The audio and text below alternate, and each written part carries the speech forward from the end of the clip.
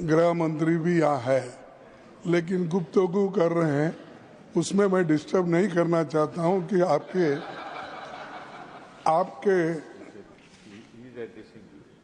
No वो तो सुन रहे हो। ऐसा रहता, एक आंख सुनने का है, एक आंख देखने का, कान, तो वो उसमें तो सब तरफ देखते रहते हैं। नहीं तो होम मिनिस्ट्री चलाते कैसा, लोगों को ईडी में डालते कैसा, सीबीआई कैसा चलाते हैं, ये सब बहुत उसमें तो माहिर रहे हूँ।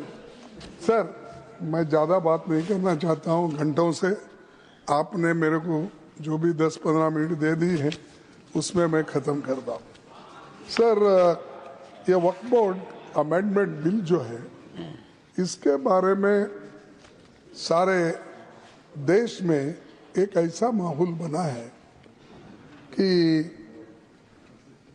माइनॉरिटीज़ को तंग करने के लिए ये बिल लाया गया है। और ऐसा कोई बहुत से बदलाव अगर 95 के एक्ट से होते थे, 1995 के एक्ट से, तो हम मान लेते थे। जो वहाँ है इसमें डाल दिए, और जो नहीं डालना चाहिए ऐसे चीज़ें डाल दिए। मेरे पास तो कंपैरेटिव स्टेटमेंट है, हर अगर मैं बोलते कहूँ इस पर तो वक्त बहुत लगेगा। मैं ये 3 कॉलम बनाया हूँ कि पहले क्या था फॉर्मेशन, अब बीच में 95 में क्या था, इन्होंने क्या बदलाव किया, ऐसे सारे चीज़ें आपके सामने मैं रखने की कोशिश तो नहीं करूँगा, क्योंकि टाइम कम रहने की वजह से, और बिल को पास करना भी है आपको, तो इसलिए ये जो इतने लोग अपोज कर रहे हैं, और आपको देखिए इवन पार्लियामेंट में भी जो आपने कोशिश की सबसे मिलके इसको पास कराने के लिए, लोकसभा में, तो ये बिल पास हुआ कितने में, इनके पक्ष में 288 आए और विरोध में 232 आए। ऐसा कौन सा, यानी सभी लोग इसको एक्सेप्ट किए। इसका मतलब ये है इसमें कमियां हैं, खामियां हैं, इसको आप ये देखना चाहिए।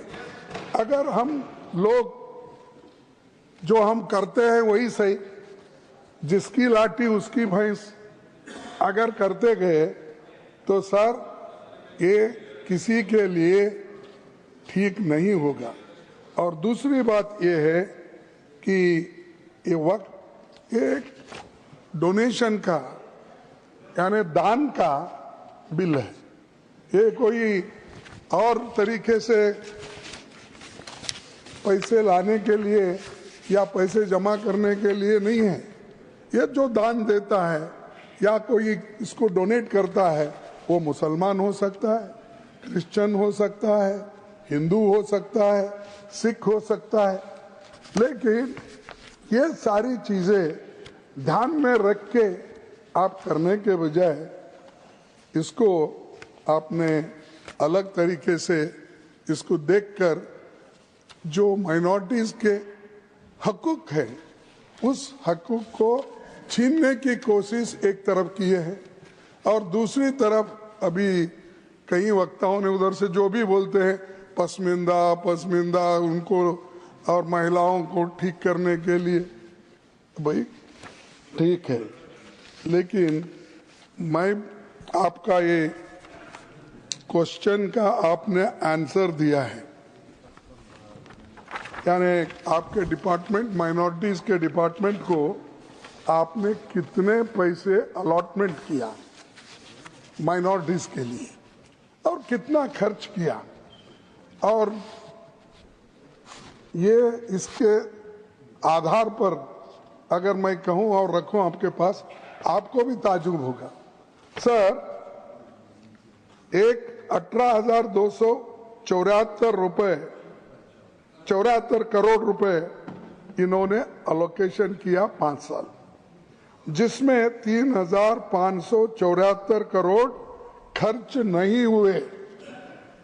ये इनका गरीबों के वास्ते जो उनका जो सोच है इससे मालूम होता है।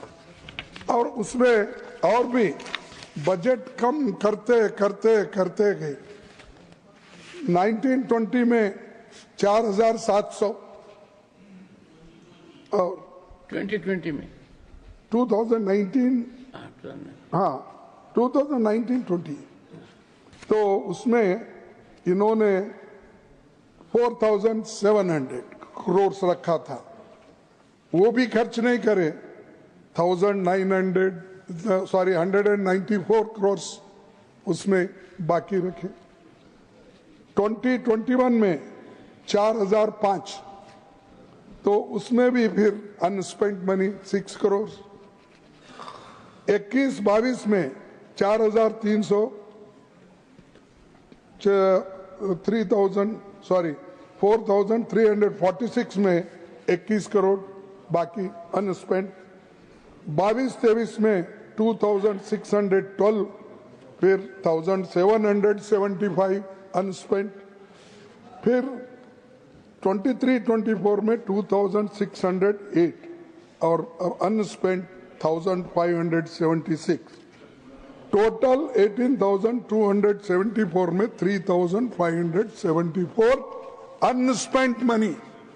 एक तो 4,700 से घटाते घटाते अब 2,608 करोड़ पे आए। क्या यही है आपका? माइनॉरिटी के साथ, गरीबों के साथ हम भलाई करेंगे? क्या भलाई? एक तरफ बजट काट रहे हो, दूसरे तरफ 250 बजट को आप खर्च नहीं कर रहे। तो ये दर्शाता है कि आप माइनॉरिटी इकोनॉमिकली डेवलपमेंट करने के लिए या उनको एजुकेशन या हर तरीके की सहूलत देने के लिए आप तैयार नहीं हैं, इससे ये मालूम होता है।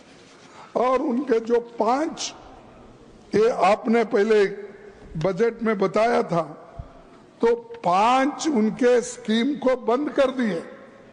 5 स्कीम्स। एक मौलाना आजाद नेशनल फेलोशिप को बंद कर दिया। इंटरेस्ट सब्सिडी एजुकेशन को देने का लोन वो भी बंद कर दिए। फ्री कोचिंग को बंद कर दिए। सपोर्ट फॉर स्टूडेंट्स वो भी बंद कर दिए। उसके बाद scheme for providing education in मदरसाज minorities वो भी बंद कर दिए। ये सब स्कीम आप एक तरफ बंद कर रहे हो, दूसरे तरफ बोलते कि गरीबों के लिए, महिलाओं के लिए, पसमानदा मुसलमानों के लिए एक तरफ कहते। अरे आप कम से कम इसको रिव्यू करके आप खर्च नहीं कर सकते? हर साल आपका बजट होता है, आपका फाइनेंशियल टारगेट होता है, उसी के साथ फिजिकल टारगेट होता है। तो आप देखने वाले नहीं हैं और बात तो बड़ी बड़ी करते हैं। और बड़ी बात करने वाले कभी ऐसा मुझे लगता है ज्यादा झूठ बोलने वाले लोग। नहीं ओके, डिलीटेड। असत्य बोलने वाले लोग, ये भी छोड़ो, सत्य न बोलने वाले कर दो। नहीं भाई, असत्य बोले तो सत्य से परे तो वही बात होता है कि जहाँ से आज का दिन शुरू हुआ था। माननीय पीयूष गोयल जी, घनश्याम तिवारी जी के अध्यक्षता में जो इथिक्स कमेटी है वो इसको एग्जामिन कर रही है। कोई रास्ता निकालना पड़ेगा। पॉलिटिकल पार्टीज को भी सोचना पड़ेगा। उनके कोई सदस्य का आचरण ऐसा हो जाए तो कैसे काउंसलिंग की जाए, क्या नतीजा निकले। माननीय leader of the opposition. Sir देखिए, 1995 एक्ट को इन्होंने सर्वसम्मति से उसको स्वीकार किया। आज वही लोग कहते हैं कि वो ठीक नहीं है, हम नया कानून बना रहे हैं वो गरीबों के लिए, माइनॉरिटीज के लिए। तो उसके बाद में उनके जो भी लीडर्स है, मैं नाम पढ़ सकता हूं, लेकिन जरूरत नहीं, क्योंकि इसके पहले हमारे नासिर साहब ने बताया पार्लियामेंट में कौन सपोर्ट करे, राज्यसभा में कौन सपोर्ट करे, इनके लोग प्रेजेंट थे। आपने स्वीकार किया, रिकॉर्ड में है, फिर भी आप फिर उसको ये कहना चाहते हैं कि हमने नया लाया। नया कुछ नहीं है इसमें एक्सेप्ट जो आपने लोगों को तबाह करने के लिए जो क्लॉजेस डाल दिए हैं वो आपने किया है। अब देखिए, सर्वे commissioner and additional commissioner appointed to conduct the preliminary survey of work properties. आपने क्या कहा? Replace the survey commissioner with the government officer above the rank of collector. यानी कलेक्टर के हाथ में दिए। तो इलेक्टेड डेमोक्रेसी में तो इलेक्टेड मेंबर्स ठीक है ना सब? तो इलेक्टेड मेंबर्स को निकाल के वो ऑल मुस्लिम्स इलेक्टेड मेंबर रहते, अब ऑल नॉमिनेटेड, यानी सत्ता अपने हाथ में लेने के लिए ये बात आप कर रहे हैं, ये बात कर रहे हैं। तो इसीलिए ये इनका इंटेंशन ठीक नहीं है, इरादा ठीक नहीं है। ये ऐसा ही अब वक्फ बोर्ड के प्रॉपर्टीज को जमा करके इसका एक लैंड बैंक बना के क्या किस बड़े ने बिजनेसमैन को देते, कॉर्पोरेट को देते, मुझे मालूम नहीं, क्योंकि अभी बाहर नहीं आया। अब गवर्नमेंट का ही बेच रहे हैं, ऑल पब्लिक सेक्टर्स बेच रहे हैं। अब ये तो छोड़िए, मुफ्त में मिला तो सबको खिलाएंगे बफे सिस्टम के जैसा, जो पहले आएगा वो खा लेगा। तो अदानी, अंबानी ऐसे लोगों को खिलाएंगे। तो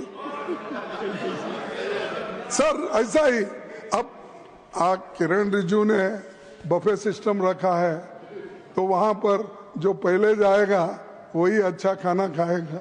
लास्ट में अगर हम पहुंचेंगे कुछ भी नहीं रहेगा। ये ऐसा ही है इनका। तो ये अरे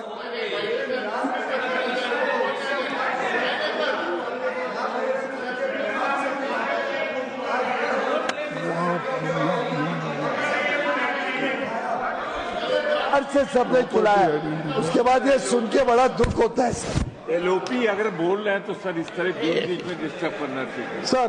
और एक सब गवर्नमेंट पहले की प्रोविजन जो था, government property identified as waqf remains waqf, ये था सर। अब क्या कर दिए हैं, government property identified as waqf will no longer be considered वक्फ।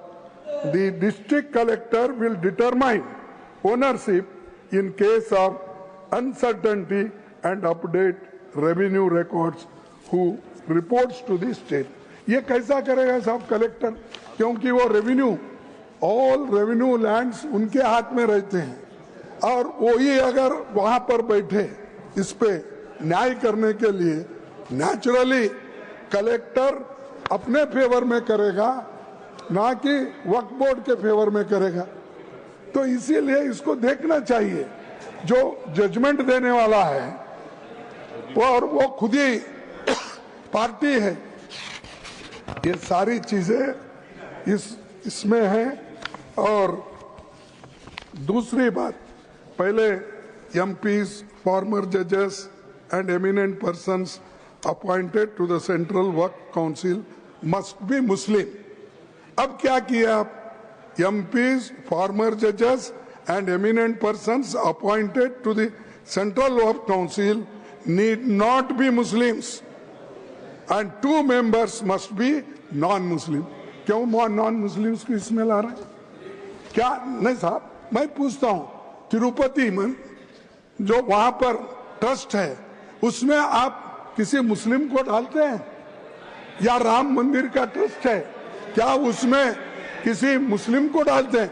मुस्लिम तो छोड़ो, मैं हिंदू हूं, मेरे जैसे दलित समाज के लोगों को भी उस ट्रस्टी में नहीं रखते हैं आप। किसी भी इतने मंदिर, इतने ये है, किसी में भी शेड्यूल कास्ट लोगों के लिए नहीं। इसीलिए तो मैं स्पेशल लिख के आपसे मांग, मैं ज्यादा कुछ नहीं बोलता और 5 मिनट 2 मिनट बोलूंगा, खत्म कर। तो क्या, अरे भाई सर ये देखो, ये लखनऊ के हैं और इनके सब नेबर्स मुस्लिम है। कम से कम इन्हों प्रोटेक्ट करना चाहिए, इन्हों तो प्रोटेक्ट करना चाहिए। तो तहजीब का सबसे बड़ा वो रहता है सर ये, और अब क्या कर दिए कि मुसलमानों को निकाल दिए, नॉन मुस्लिम्स को डाल रहे। क्या यही चीज हिंदुओं के लिए करते हैं? क्या यही चीज सिखों के लिए करते हैं, जैन्स के लिए करते हैं? ये बुद्धिस्ट में आज वो डिवाइड कर दिए।